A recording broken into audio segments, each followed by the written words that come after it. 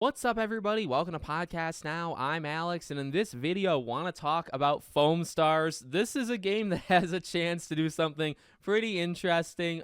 We've talked about this game before. We talked about it when it was first announced, and look, from what we saw then, at least my own personal opinion, I wasn't too, blown out of the water. It literally looks like a Splatoon kind of ripoff. It looked, I should say that, like in the past tense. People got to play it, right? And this game, actually, when you first saw it, you said, okay, is this a game that comes out, 2, 3, 4 years from now? No. This is a game that comes out, next month, and we'll talk about the news in a second. But people were able to play this game, and it actually got really, really good reception. I don't think it's going to change the game or anything, but this really looks like Square Enix's Splatoon. And I mean, Splatoon is a phenomenal, what a clever idea, and it executed so well over multiple entries. Not even just one time they did it multiple. So I actually am somewhat interested in this. And honestly, the news today of, well, how can you play it, makes me more excited. So I want to talk about the news. I want to talk about the scheduling of when this game comes out. I also want to talk about the AI art controversy that this game has kind of gone under. So let's start with the basic facts, and we'll go just to their Twitter. So Foamstars releases on February 6, 2024, very soon. What's more, we're sliding into the PS Plus monthly games lineup at launch. All PS Plus members can download and keep Foamstars on PS5 and PS4 at no extra cost from February 6th to March 4th. Massive. That's really big, because I just feel, for a game like this, a multiplayer, very heavy, live service kind of approach, to give it to everybody that wants to try it. You got tens and tens of millions of people that have PS Plus. Now, is everybody going to download it? No, but you might get a couple million just from this alone. And then if this game can be literally anything like Splatoon is one of those games that makes that Nintendo dominant narrative stronger. And what I mean by that is Nintendo puts out anything, any exclusive, and they sell 10 to 15 million units, right? And Splatoon is an example of, it's weird, it's different, it's very out there from when you think of the Marios or Donkey Kong or anything kind of classic Nintendo. This is not that. And Splatoon comes out, and it routinely 10 to 15 million, like that, easy. And you have to pay for it. Nintendo doesn't give anything away for free. That's not them, right? Immediately people buy it. So if this game is anything like that, then with PS Plus at its disposal as well, this game might actually do quite well. Now, is it going to be as good as Splatoon? Because already it's playing from behind. You think of Splatoon when you think of Foamstars, because Splatoon came first. That was the original idea. This isn't necessarily, foam versus paint, but it's not necessarily an original idea. We'll see. But again, the reception and people that played it seem to be pretty good. So from that look, right, being on PS Plus alone, this game, I think, stands a chance, and this game might actually work. And I'm excited. I'm going to give this thing a shot. I don't think I'm going to play it a lot, to be honest, and that really goes into part two. The negative, before we actually talk about the AI art thing, which you could also look at as a negative, the negative, is the release date. So look, I actually applaud them for releasing it so soon after they announced it. I think we need more of that. Less games that get announced and released 5 years later. More games that get announced and released 1 year later, okay? That is definitely the preference for me, and I'm happy they're doing it. Then also announcing it on January 16th, that it's coming out February 6th, right? Very, very soon. That's great, too. I actually am a big fan of that, too. Almost not a stealth drop, but, you don't actually have too much time until this game comes out. Well, maybe 2.5 weeks, right?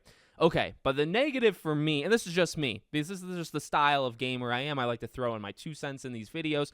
The release date is kind of a problem, okay? February is so packed, and not just February, really early February, right? Because late January, you have the Tekkens of the world, and you have Infinite Wealth. Now, for me, it's Infinite Wealth, okay? That comes out the 26th. February 1st and 2nd, I don't remember specifically the day, but Grand Blue Fantasy Relink comes out. I think it's either the 1st or the 2nd.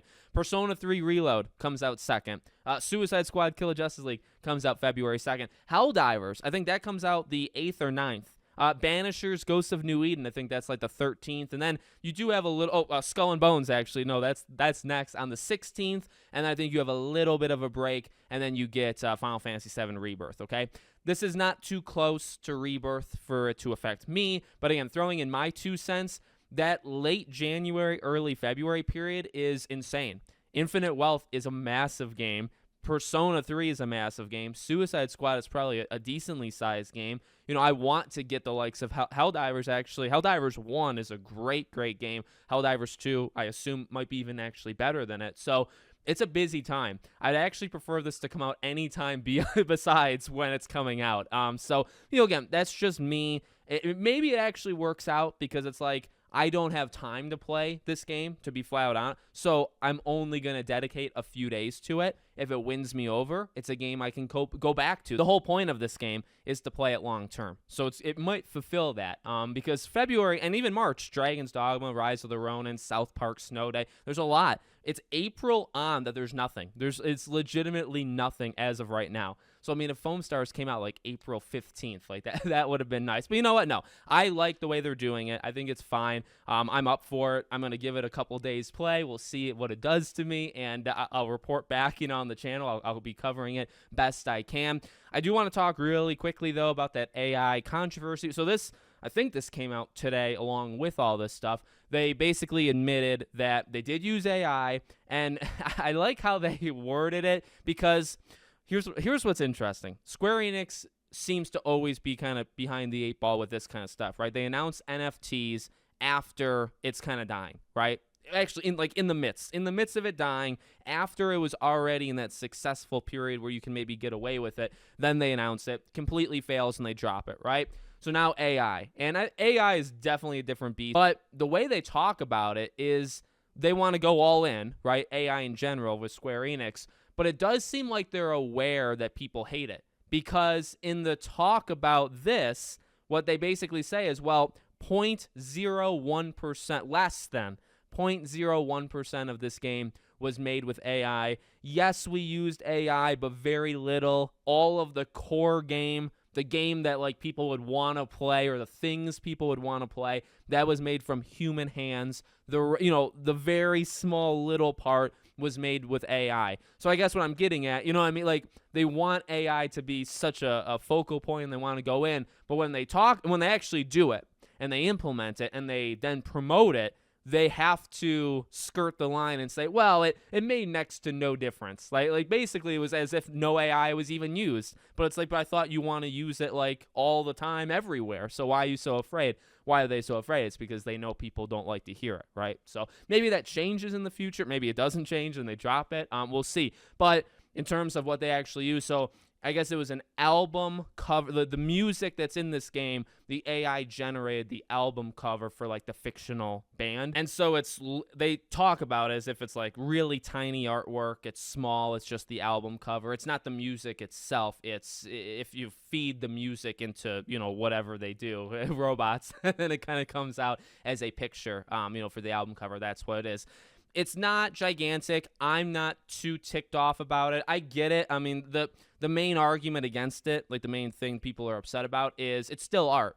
It's art that you could just hire, and so you could be. I don't ever want to, are you taking away an artist's job? Well, maybe not. Like, we don't know. Did they fire any artists midway through this game? Did they hire and these are the numbers as AI becomes bigger and more in these games, these are numbers I think we really need to know, right?